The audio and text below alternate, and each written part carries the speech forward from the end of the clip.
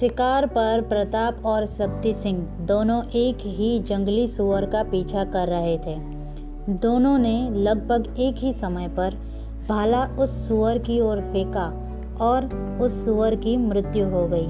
अब दोनों भाइयों के बीच विवाद हुआ कि ये शिकार किसने किया, जो कि ये बात बहुत बड़ी नहीं थी, लेकिन जो बात बड़ी थी वो ये थी कि प्रताप का महाराणा बनना और उनका मान सम्मान देखकर शक्ति सिंह का ईर्ष्या की आग में जलना। वो अपने गुस्से पर काबू नहीं रख पाया और उसके अंदर भरा जहर यानी कि ईर्ष्या शब्दों के रूप में बाहर आ गई। प्रताप भी अपना काबू खो बैठे और दोनों ने तलवार बाहर निकाल ली। कुल पुरोहित ने प्रताप और शक्ति सिंह के बीच सुलह करवाने की पूरी कोशिश की, लेकिन दोनों भाइयों ने उसकी बात नहीं सुनी। दूसरा कोई उपाय न मिलने पर वृद्ध पुरोहित ने उन दोनों के बीच आकर एक बड़ा छुरा अपने शरीर पर मारकर आत्महत्या कर ली। ये देखकर दोनों भाई शर्म से नम गए। महाराणा प्रताप ने शक्ति सिंह को ब्राह्मण की हत्या के लिए जवाबदार ठहराकर देश निकाला दे दिया। इसके बाद शक्ति सिंह कहाँ जाता? उसने भी वही मार्ग पकड़ा जिस मार्ग पर जगमाल गया था। वो भी अकबर की शरण में चला गया। उसके पास जाने कितनी ही गुप्त जानकारियां और महत्वपूर्ण बातें होंगी, ये मानकर अकबर ने भी उसका स्वागत किया। अकबर के राजकाल में मुगलों का साम्राज्य दूर दूर तक फैल चुका था। ऐसे में एक छोटा सा राज्य मेवाड़ उसका आधिपत्य ना स्वीकारे, ये बात उसे बहुत खटक रही थी।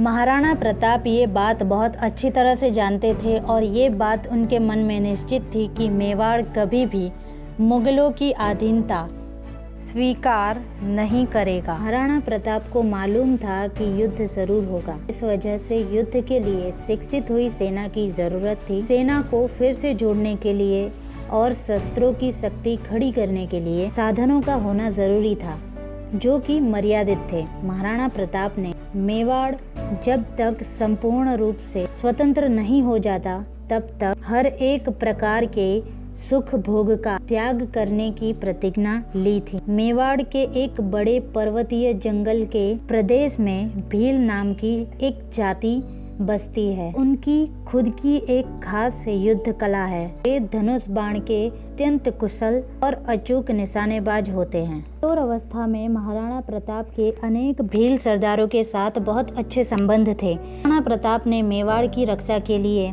सहकार मांगा, तब एक एक भील मातृभूमि के लिए अपने प्राण देने के लिए भी तैयार हो गया। विशाल मुगल साम्राज्य के सामने छोटा सा मेवाड़ था। महाराणा प्रताप के सामने मेवाड़ की रक्षा करने की चुनौती थी। अकबर मेवाड़ को अपने अधीन करने के लिए व्याकुल हो गया था। उसे ये आशा थी कि शायद आक्रमण का भय टालने के लिए महाराणा प्रताप खुद उसके सामने संधि का प्रस्ताव लेकर आएंगे। दूरदर्शी और कूटनीति वाले अकबर को ये पता था कि मेवाड़ के घराने के लिए राजपूतों के मन में खूब आदर और मान है। मुगलों के अधीन कई राजपूत भी महाराणा प्रताप का आदर करते थे। अकबर मेवाड़ के ऊपर चढ़ाई कर उन राजपूतों के मन में असंतोष की भावना नहीं फैलाना चाहता था। इस वजह से महाराणा प्रताप की तरफ से कोई संधि प्रस्ताव न मिलने के बावजूद उसने अपनी तरफ से संधि प्रस्ताव भेजने का निर्णय लिया। इस संधि प्रस्ताव का महाराणा प्रताप ने क्या जवाब दिया, ये जानने के लिए मिलते हैं अगली वीडियो में।